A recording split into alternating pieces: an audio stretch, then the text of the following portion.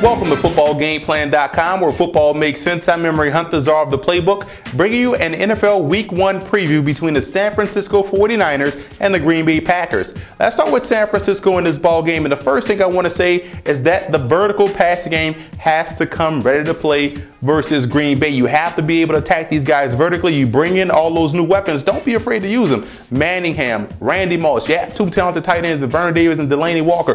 Don't be afraid to use those weapons. And Crabtree should have an outstanding year as he had a full offseason for the first time in his career. So don't be afraid. But you have to avoid the newly minted strong safety, Charles Woodson. This guy actually plays defensive end, linebacker, nose tackle. He's all over the field. But you got to locate where he is and go away from him. Get those other corners and safeties involved in coverage. Stay away from Charles Woodson because he will come away with the interception. The biggest matchup on that offensive line, Jonathan Goodwin versus B.J. Raji. Goodwin has to win that battle. He is a solid center. B.J. Raji is one of the more better young tackles in the NFL. So that's a big matchup, and especially for the 49ers run game, you have to dominate the center to be effective. Now defensively, don't give Aaron Rodgers a way to escape. Keep him tackle to tackle, have him going backwards instead of attacking the line of scrimmage and moving the pocket. So don't give him an out as far as in the running game is concerned. Keep him bottled in and you can have a chance in defending him, and avoid those wide receivers getting inside release. You have to make sure you force those guys to the outside,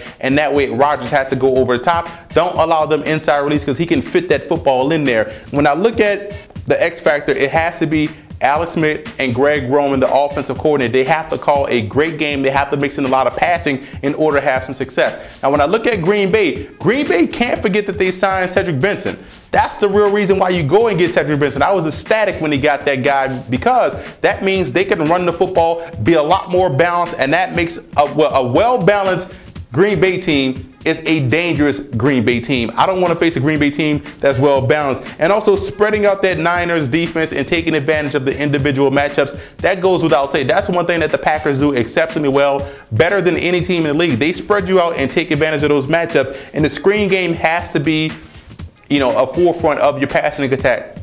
When you're facing a team like the 49ers that loves to get after the quarterback, that screen game could be huge as far as getting big plays in chunks with the running backs. Now, defensively, you have to set the edge versus the Niners corners. You have to set the edge, again, versus the Niners counter, You have to come in and own the line of scrimmage. If those linebackers can do that, you could jumble up that running game and be able to make plays in the backfield versus the running game. Now, on the middle of the field versus the 49ers passing attack. The passing attack of the 49ers love to really goes short, intermediate. So on the middle of the field, that's up to A.J. Hawkins coming to do that and dictate the pace of the game. If you can dictate the pace of the game against San Francisco, who wants to set the pace, you can have a chance. The X factor for Green Bay is obviously the running game. If they can get the running game going, very tough team to beat. They went 15-1 last year without a running game. Imagine if they can incorporate that this year. Very dangerous ball club. Now, when you look at the positional breakdown, I give the edge. Quarterback battle obviously has to go to Aaron Rodgers, one of the best quarterbacks in the league.